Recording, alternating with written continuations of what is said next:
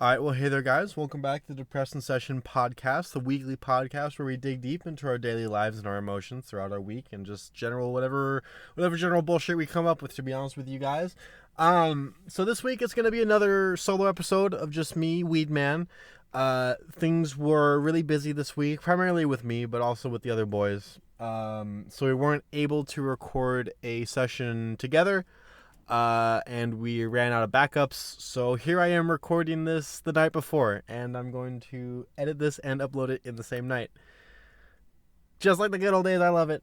So it will just be me for this week, unfortunately. The other boys will be back on next week, I'm sure.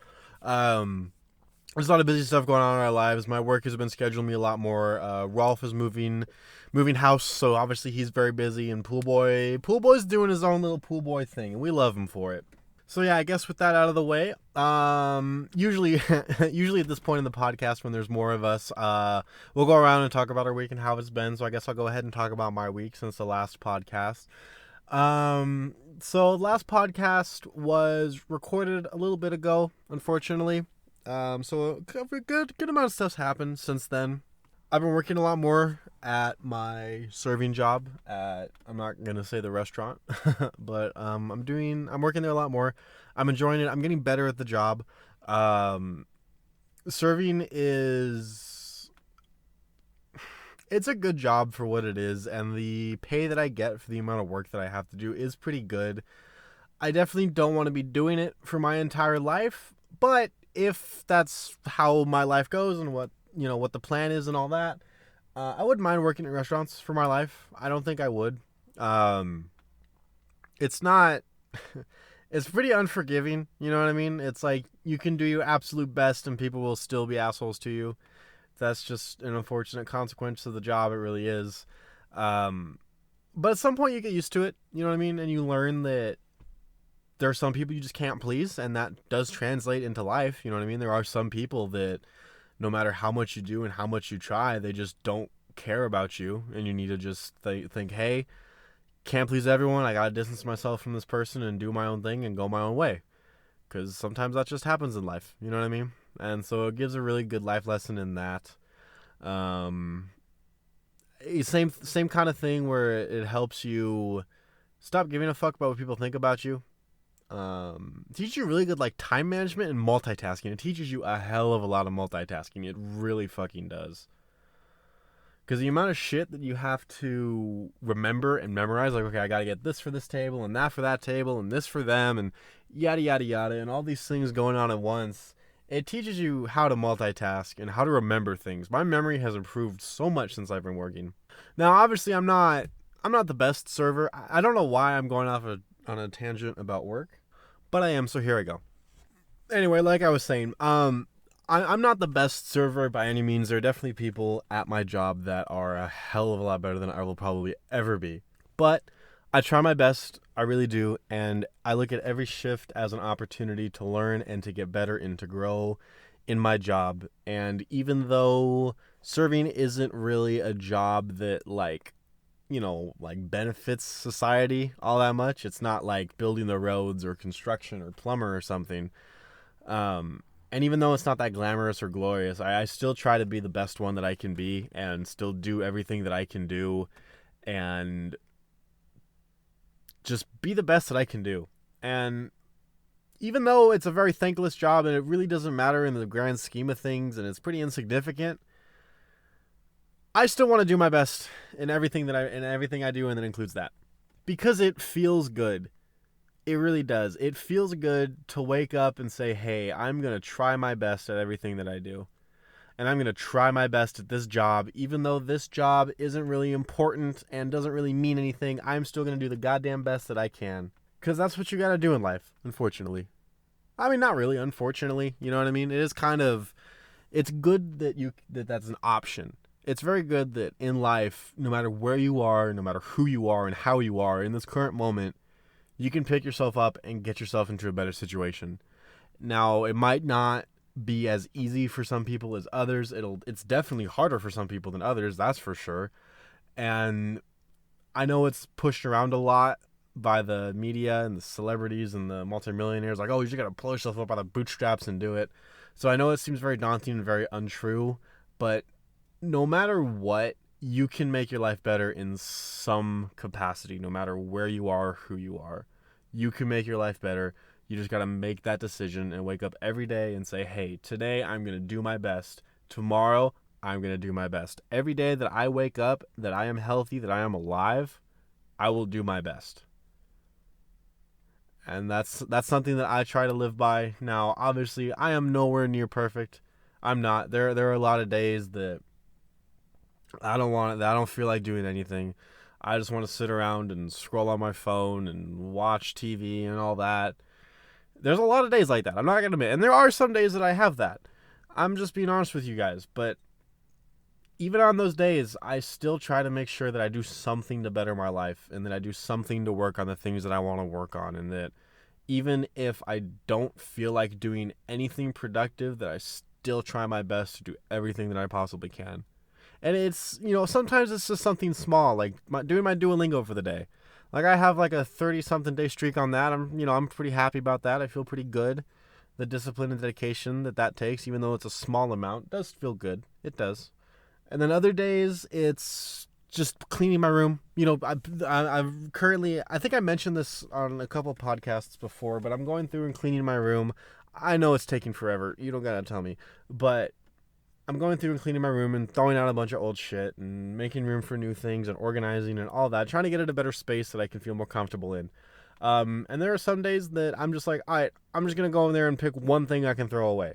Just one thing. And I go in there, I find one thing. Typically, I will find a little bit more, because if you look at something that you can throw away, if you look around it, you can think, well, if I could throw this away, I could throw that away. You know what I mean? It's like you find something that you can throw away, and then you find things around it that equate to the same level of importance to you. And then if it's the same level of importance, if you can throw that thing away, you can throw the rest of it away. So most of the time I do throw a couple more things away, but there are some days where it's literally just one thing that I find and I throw away, and I'm like, all right, cool. You know what I mean? I know that there are some people that genuinely wake up every single goddamn day and do everything that they need to do and work and work and work. And I want to be one of those people. I do, but I'm not as of now, unfortunately. But I am working my hardest to get there. And every day I feel like I'm closer, and I'm most certainly closer now than I ever have been to being one of those people. Because a lot of times when I was younger, I just didn't really care a whole lot. I was very just laissez-faire. I was like, oh, whatever. I just want to play video games. You know what I mean? I just want to play video games, watch anime, and all that. And there's nothing wrong with that, but I was definitely doing it to a bad degree. I just didn't care about anything. You know what I mean? I didn't care about my grades. I didn't care about college or a job or anything. I mean, I still did work, but it's because I wanted money for the things that I was doing to be lazy. I just really didn't care, man. I really didn't. I mean, there was a while that I genuinely didn't care about life, and that was in high school. And then after high school, I just wanted to have fun and do what I wanted to do and be free and try to enjoy living. You know what I mean? So it's like, obviously from like 8 to 14, I was a child. So yeah, that's just not too important. And then from 14 to like 16, 17, like I said, I was very much anime, video games, just, go to school, do the work, go home, fuck around, do it the next day. Then from 16 and 18, I did get a little bit into like the millionaire mindset sort of bullshit, or, that sort of stuff. And then from after 18, once I graduated, I got that freedom that everyone gets after finishing high school, something that they had to go to every single day for 18 years of their life. And I got that freedom, and I was like, I am going to enjoy this. So I spent, definitely 18 to 20. 18 and 20 was the brunt of it, and then 20 to 22 was kind of slowing down, kind of getting out of it. But those years were literally just, I'm going to do what I want to do in life, and I'm going to enjoy it. I'm going to do what fulfills me and what makes me happy, and I'm going to figure it out. And that's what I did. I fucked around and I found out about a lot of things. And I had a lot of great memories and a lot of great times that I will never trade for anything in the world.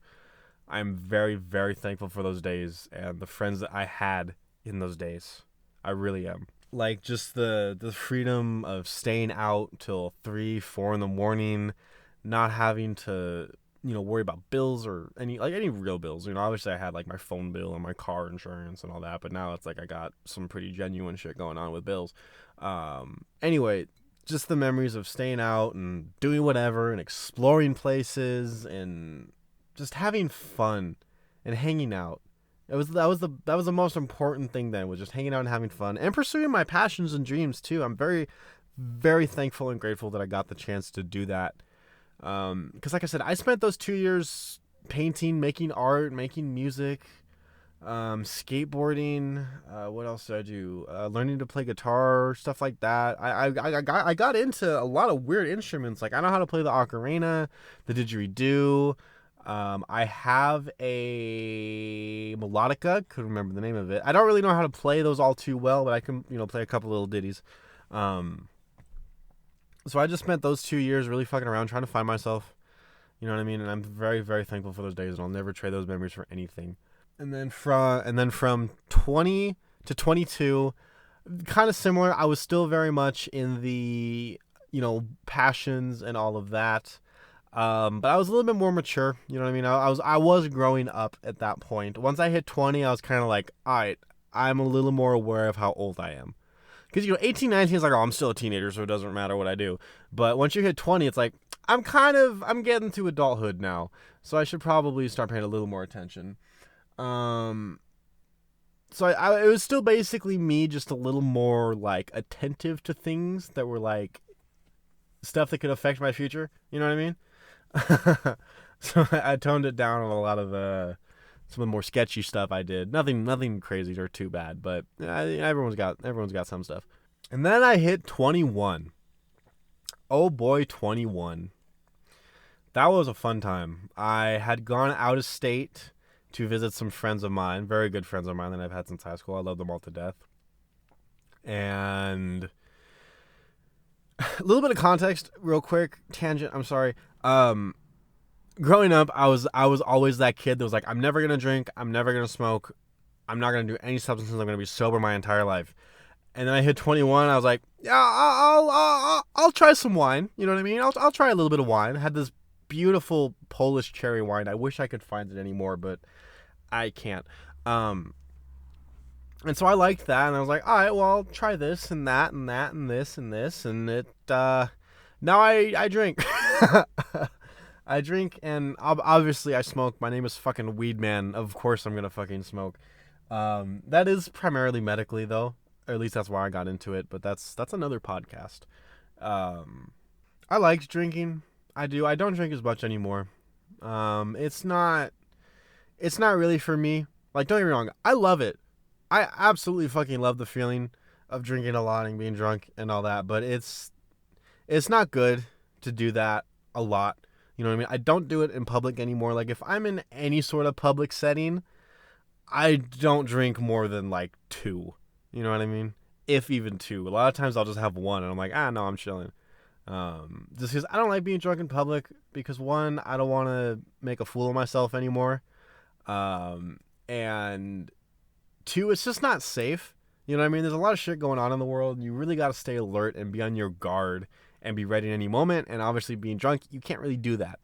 So I don't really drink in public anymore, or in big groups, or if like I go to parties, I don't drink that much anymore. I'll still get drunk at home. I'll still get drunk at home. You know what I mean? Every now and again. Not a lot, but every now and again I will. Just because, again, I enjoy it. And if it's by myself, I don't see any real harm in it, as long as it's not affecting my work, my social relations, or anything like that. It is what it is. So overall, I do like drinking. I don't think drinking... Obviously, it's not for everyone. There are some people that should never, ever, ever drink in their life. And over the years, I've learned what my limits are and how much I can have and what is okay and what's not okay. I never did anything too bad, at least as far as I'm aware or remember. There was one time that I was at a friend had invited me to a party with his friends, and I went and had a little bit too much and got emotional And they said I ruined it for everyone else, and so that's the story I'm going with, because that's what they told me, and obviously I wasn't in a state to be aware of how I was, so I'm not gonna make excuses. That's what they told me, and so that's the story I'm gonna go with. I'm not proud of that. I'm really not. I really don't talk about that like at all. I don't think I've ever told anyone except for the friend I was with and obviously the people at the party. I don't think I've ever told anyone. I might have told Pool Boy and Rolf, I think, but I don't know. I just felt really ashamed and guilty. You know what I mean? I felt bad because like I never wanted to be that person. I never did. I never wanted to be the person that got so drunk that I ruined a social function, and there I was doing that. So I remember the next day that I had taken all the alcohol that I had and just dumped it all. No, actually, I take that back. I think I saved the Bombay Sapphire just because that's like my favorite. That's just my favorite thing to drink, and so I was like, I'm gonna just hold on to this one because I genuinely enjoy it more than just the feeling of being drunk. But I dumped everything else. I didn't drink for at least a month, if not 2 or 3. I don't really remember. I have a pretty bad memory, unfortunately, for stuff in my past. Just due to a lot of anxiety and shit. I just don't have a pretty good memory. And also during that time, I was really stressed. Just because I felt bad. I really did. I felt terrible. I felt like the worst person in the fucking world because of that. And sometimes I still kind of do if I think about it too hard. You know what I mean? Just because I really didn't want to be that person. And I'm ashamed that I was ever that person, even if it was once in my life when I was 21. You know what I mean? And it's taken a lot of time to forgive myself for that.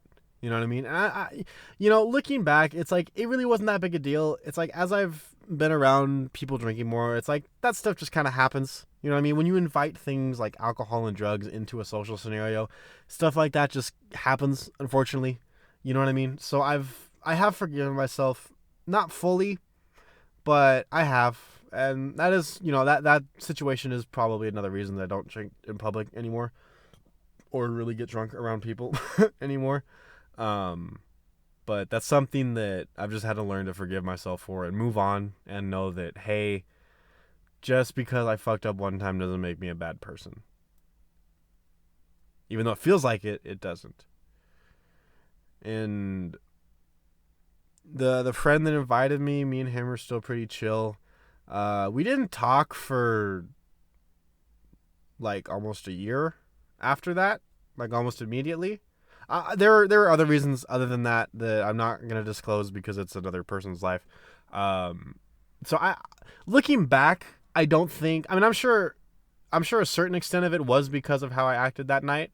I didn't like do anything too bad. I just got emotional. Whatever. I'm not gonna make excuses for how. I'm sure part of it is how I acted that night. But I think the majority of it is just how his life was going and how my life was going. It just wasn't really a time for us to be communicating. You know what I mean? We kind of had to learn. It was one of my very, very best friends that I had all throughout high school. Me and him, we were basically brothers. Fuck it, we were brothers for the longest fucking time. Like I saw him like almost every single day. I helped him. He helped me. We had each other's back. And I think we needed to learn how to not need each other. Or at least I needed to learn how to not need him. So looking back, I don't think it was really because of that night. But during the moment, it really felt like it. You know what I mean? I'm not faulting him. I'm not angry at him or bitter at him or anything like that. I understand that I was probably overreading it and looking too far into it. But it really did feel like he hated me and I lost my best friend. And so that's why that night stuck with me for so long. It really has. I don't know why, but I'm better now. Like I said, I've forgiven myself, and I don't really think about it too much because there was a while I thought about it. Literally every single goddamn day, I thought about that night and how much I wish I could take it back. But I can't, and I've accepted that now. And at this point, it's been almost 2 years. I think it actually has been 2 years, maybe 2.5. I don't remember. It was a long ass time ago, and now it's like I look back and it's like it wasn't anything. That wasn't anything worth beating myself up over or anything like that. Nothing happened. Everything's forgiven. Like I don't know what I was worried about so much. Looking back, that's how I look at it now. But during the time, it was rough. Anyway, I've rambled on long enough about emotional bullshit. I do apologize. Um, so that was 20 to 21. 20 to 21 was basically becoming more aware that I am aging and that I'm growing up, and then it might be time to start genuinely working on things. Um, and then when I hit 22, 22 was when I really started to try to get my life together. And obviously, I still am 22. I still am just this 22-year-old kid. But when I hit 22, that was really the moment that I was like, okay, I'm genuinely into my 20s now. Because 20, that's your first time being considered an adult. 21, legally you can drink. That takes up a lot of 21-year-olds' time. And then 22, nothing really happens in life after 21 until you get to 30. I mean, I guess 25 is officially, mid-20s. But 22, 23, and 24, nothing happens. So I feel like they're years that are very, very easy to let slip by. And I kind of became aware of that fact, and I'm like, okay, I'm genuinely into my 20s now. I probably should start getting my shit together. And part of it is finding like Dry Creek Wrangler School and Jordan Peterson and Andrew Tate and all them online and hearing them talk about like, oh, if you're depressed and anxious, try working on something and making your life better, and that will make you feel better. And it does. I'm sorry, it does. If you know, waking up and working on shit makes me feel a lot better, and a lot of my depression and anxiety have gone away. Um, I'm still not like quote unquote cured. I don't think it'll ever leave me fully, unfortunately, but it is a hell of a lot better now. Anyway, so far my year of 22 has been focusing on work, focusing on money, focusing on life, being the best me that I can be. I've been setting up some side hustles. Like I said, I've been working more at my restaurant job, trying to get better. I have a girlfriend now for the first time since literally high school. And that feels great. I love it. It's really great. I promise. I know I'm not, I know I'm not describing it very phenomenally or fantastically, but it is. I'm very, very grateful and thankful, and I wouldn't trade her for anything. Um, I mean, obviously, relationships are hard in any capacity. Even friendships are hard. You know what I mean? Like me and Pool Boy, we've had our falling outs. Me and Rolf, I'm sure we've had ours. Relationships take work, but they're worth it in the end if you can really find someone that understands you and you can understand them, and you can love their flaws and they can love yours, and you both decide to make things work and to work on it and to serve each other and to care each other and to give to each other and communicate and all that. It's one of the most beautiful things in the world. It really is. And it sucks that not everyone gets to feel it and live with it or experience it, I guess I should say would be more accurate. But that is just the unfortunate truth nowadays. Not everyone's looking for love, and some people are just incapable of giving or receiving love. You know what I mean? Hell, even me, I'm kind of incapable of receiving love. Because for me, I don't like help. I don't like accepting help. I don't want to accept help. I want to be able to do everything on my own and be my own person. And so a lot of times when people love on me and be like, hey, let me help you with this, or I want to do this for you, my immediate reaction is, no, I'm good. Thank you, though. Just because I don't like getting help from people. You know what I mean? And also part of it is I spent so much of my life single that I'm not used to having a partner at all. And having someone constantly there that's like, hey, I like you, I want to be with you, you're the best, yada, yada, yada. Although that is phenomenal and it's great and I love it, it's unusual for me. And so I don't really know how to react. And at a certain point, I get kind of stifled by it because, like, okay, this is a little bit too much. And I'm not faulting her at all. Not at all. But that's just, unfortunately, how I kind of am. It's been getting better. It has been. I'm getting more used to being in a relationship and having someone in my life constantly that I know I can depend on and call and text and will be there for me no matter what. And obviously I've had people like that, like my best friend in high school, and Pool Boy and Rolf and Hallmark and all of them too. But it's different when it's a relationship. You know what I mean? It's like even your best friend will always be a different kind of relationship than your girlfriend in that regard. So that's what I mean by that. But I'm very thankful for it. It is nice. You know what I mean? It is very, very nice knowing that there'll always be someone there that'll love me and take care of me. So yeah, that's been my life story. Um or my life's mentality story, whatever the hell you want to call it. I didn't intend to have this podcast be this. I really didn't. I literally was just like, you know what? I'm gonna just sit down and talk, and boy, did I fucking talk. So I think since I went through basically my entire, except for my childhood, I think I'm gonna go ahead and wrap this one up here. Like I said, next week the other boys will be on with me. It won't be just me, I promise. So look forward to that. Um, I don't have any closing remarks or final thoughts. I mean, if I did, I guess it would just be to love yourself and take care of yourself and forgive yourself for anything that weighs on you a little bit too much. Because forgiveness goes both ways. You need to be able to give for other people, but you also need to be able to forgive yourself, because otherwise you'll never make it out of this life alive. So I hope you guys enjoyed this week's episode. Come back next Monday at 12 for another podcast episode. It probably won't be all of us, but it'll at least be more than me. So come back next Monday at 12 for that.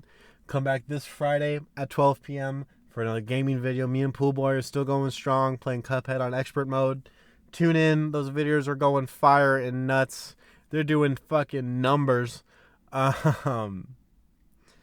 So I'll go ahead and wrap it up for this week's episode. Thank you guys for tuning in. I really appreciate every single one of you that watches. Even though no one's probably going to hear this, I love you guys. Please, I cannot describe to you how much this podcast means to me and everything I create. So if anyone supports it, I love you. That'll go ahead and do it for this episode. I hope you guys enjoyed. Come back next Monday at 12 for another episode. I'm repeating myself. I apologize. Just remember that just like this podcast, depression is just a session and it too soon shall pass. So we'll see you guys next week, and please, for the love of God, love yourself. Okay, goodbye.